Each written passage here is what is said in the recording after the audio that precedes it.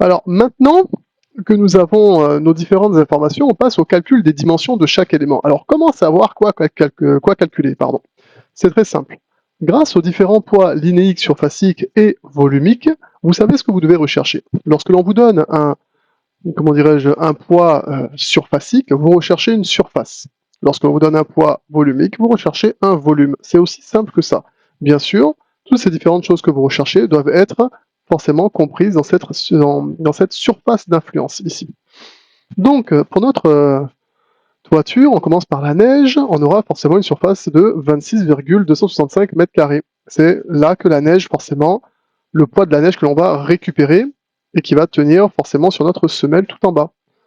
Ensuite, le complexe d'étanchéité, pareil, 26,265 en mètres carrés.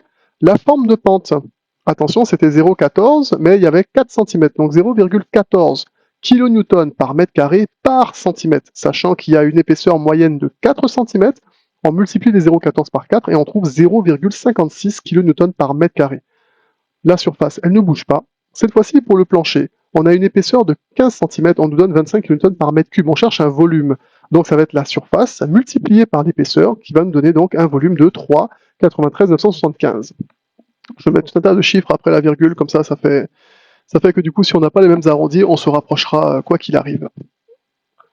Du coup, la poutre, cette fois-ci, donc 25 kN par mètre cube. Je recherche un volume. La poutre, elle fait donc 0,3 multiplié par 0,5 multiplié par la distance 5,15 ou 5,10, je ne sais plus trop. Donc on trouve 0,765.